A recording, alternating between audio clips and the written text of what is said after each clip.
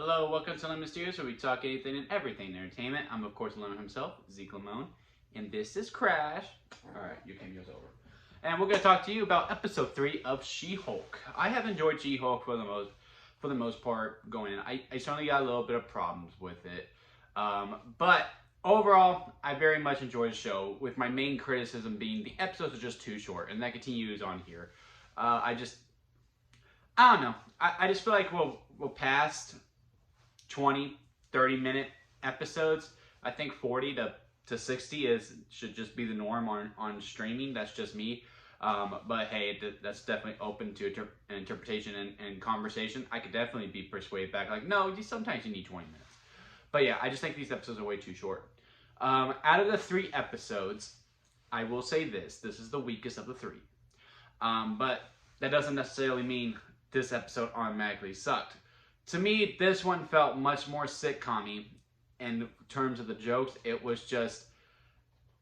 It almost did the sitcom rule. Every third line had to be a joke. There had to be a punchline. And all that stuff. And sometimes the joke hit. And I laughed quite a bit. I laughed quite a bit in this episode. But I also groaned quite a bit in this episode. Sometimes it worked. And sometimes it just didn't. The ongoing joke with Megan Thee Stallion, that was good. I enjoyed that. And the fact that she actually showed up, I was like, oh, wow. I heard rumors that she was in it, and I was like, oh, okay. And then when she showed up, she actually did pretty good. I was like, huh, good for her. And the post-credit scene was pretty alright too. It was a good, top off on the joke. I don't know if I need to see She-Hulk twerking, but it is what it is. Speaking of She-Hulk, the CGI in this episode was questionable in this one quite a bit. It took me out sometimes. In the first 2 episodes, I felt like it was stronger. In this one, it felt very weak. It looked very computerish in that regard.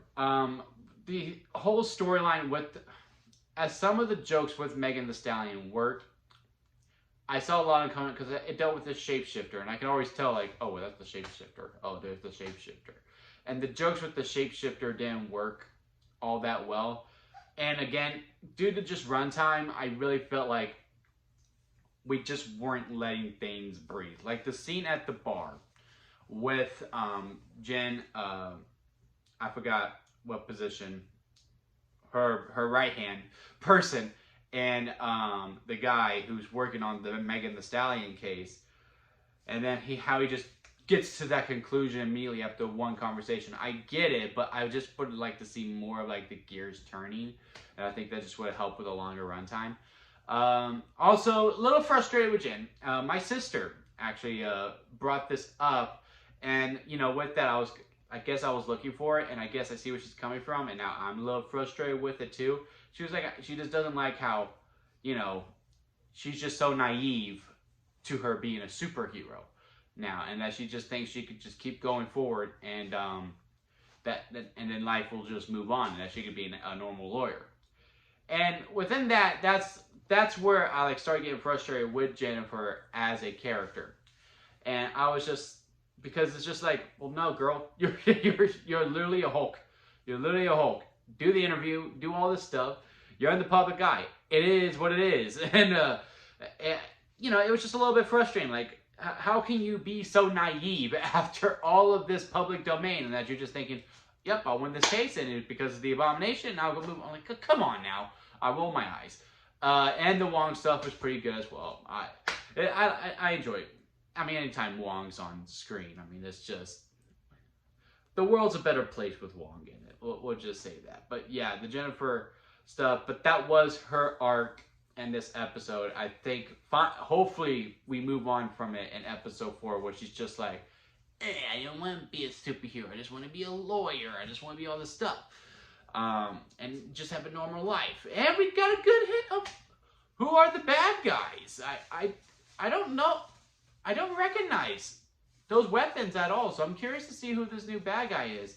Maybe it ties into the lady in the first episode. So we got 9 episodes, so it'll be interesting. I don't think it's Kingpin. Because they said the boss isn't going to like this. I don't think it's Kingpin, but it could be Kingpin. But yeah, what are your thoughts on She-Hulk Episode 3? Comment below, let me know. If you like this video, give it a thumbs up. And if you like me, hit that subscribe button as I'm trying to grow into my YouTube career. And that'll be it for me, guys. I'll see you here next time at Lemon Studios.